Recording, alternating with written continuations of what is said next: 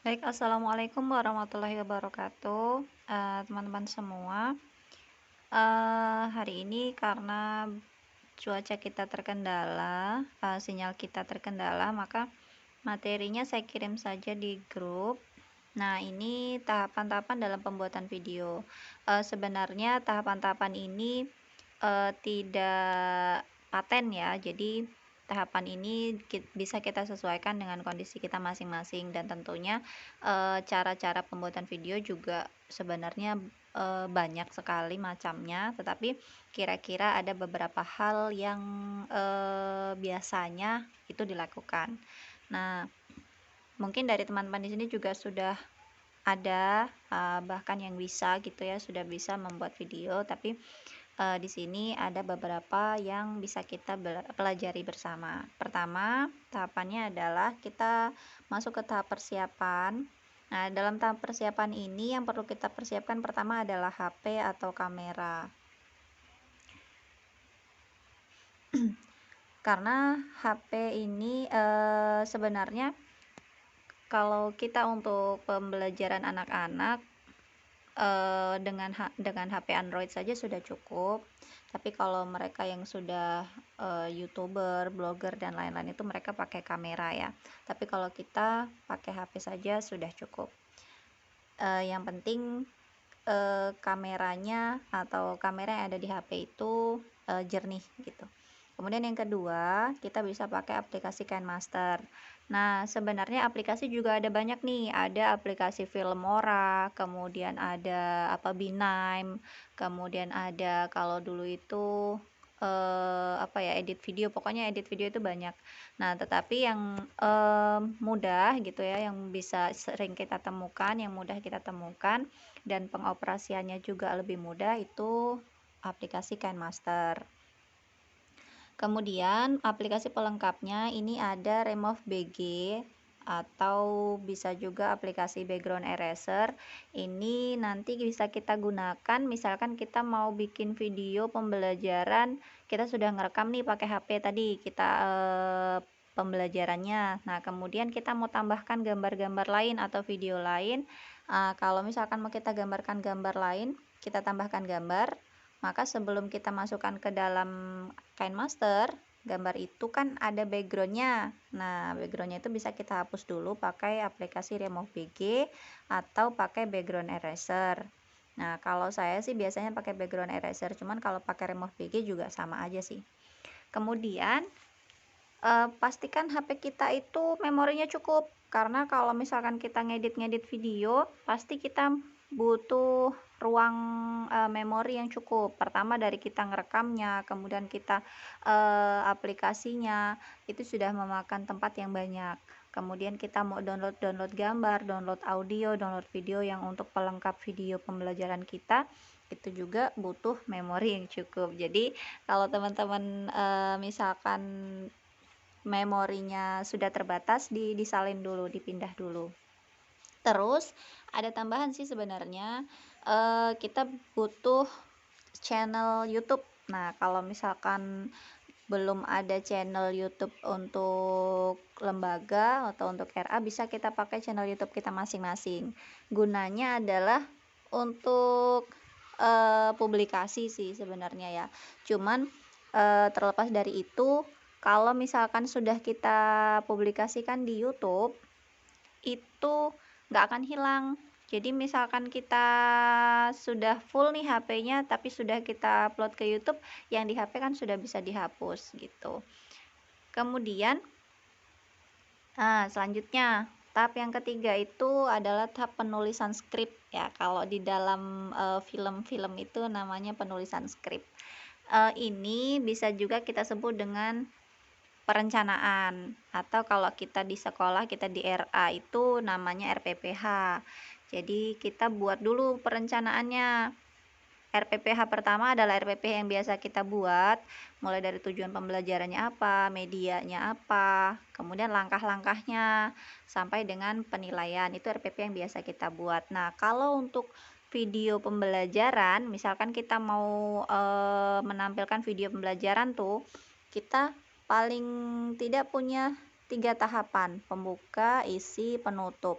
Nah, video ini untuk pembuka, isi, dan penutup ini tidak harus jadi satu. Jadi misalkan kita ngerekamnya 3 kali juga bisa. Perekaman pertama kita merekam untuk pembukaan, mulai dari salam, menyapa anak, kemudian misalkan kita presensi ya, daftar kehadiran anak, itu bisa di pembuka, itu 1 kali video. Kemudian video kita matikan, kita rekam ulang untuk yang bagian isi, mulai dari menampilkan gambar untuk menyambut ke tema, sampai kita membahas tema, sampai dengan kegiatan apa yang mau kita lakukan pada hari itu.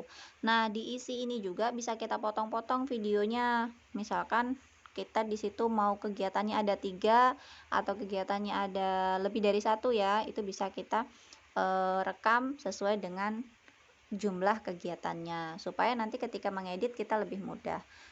Yang terakhir, penutup. Penutup itu menanyakan kesan anak dan lain-lain sampai dengan salam. Nah, selesai. Jadi di dalam penulisan skrip ini kita harus punya coret-coretan sendiri, harus punya langkah-langkahnya. Langkah-langkahnya beda dengan pembelajaran kita tatap muka. Kalau langkah pembelajaran tatap muka kan kita bisa mengajak ngobrol anak gitu kan.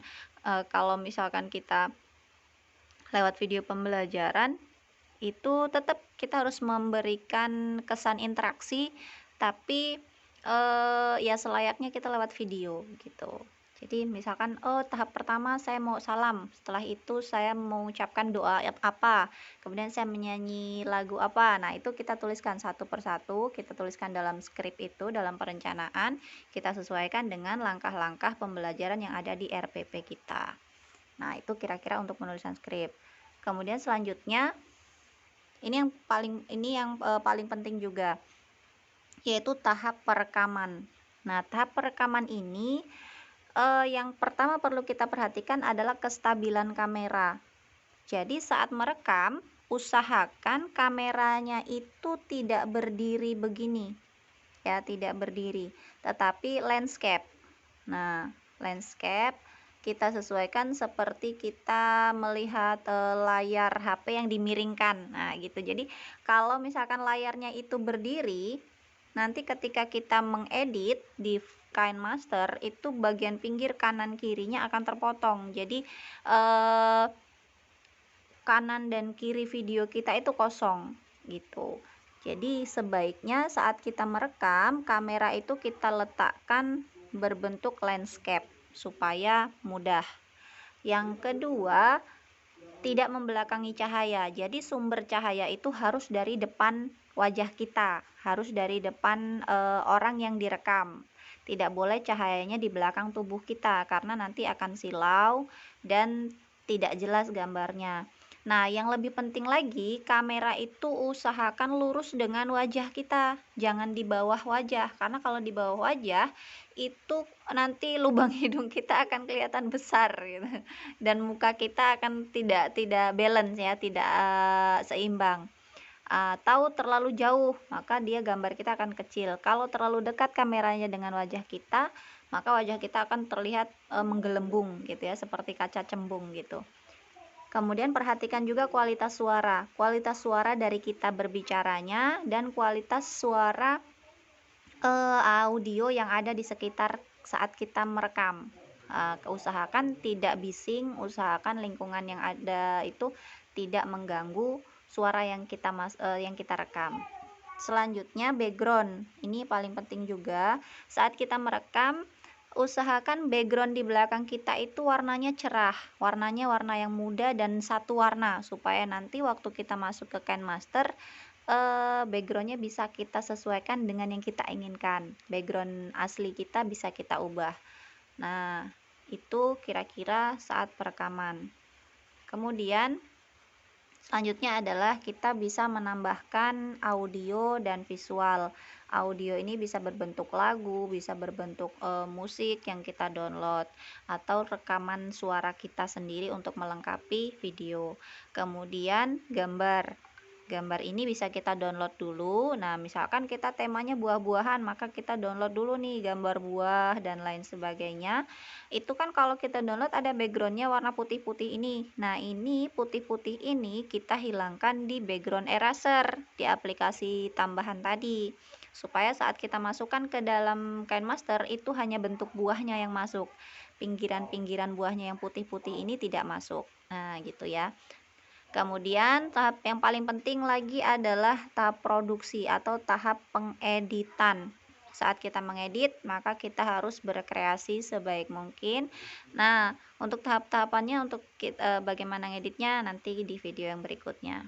Setelah kita selesai mengedit, harus kita review. Kita lihat ulang dari awal sampai dengan akhir video kita sudah pas atau belum, video kita ada yang kurang atau tidak. Nah, kalau misalkan sudah selesai, tinggal kita ekspor, selesai. Kita bagikan, kita share, video kita sudah jadi. Tapi kalau belum selesai, bisa kita buka kembali, kita edit ulang. Oke, itu tahapan-tahapan yang perlu kita lakukan, yang perlu kita siapkan dalam membuat video. Nah, setelah ini nanti saya kirimkan cara mengedit videonya. Kemudian nanti teman-teman bisa sama-sama praktek. Nanti di grup bisa saling kita tanyakan mana yang kurang, mana yang belum bisa. Oke. Saja, terima kasih. Assalamualaikum warahmatullahi wabarakatuh.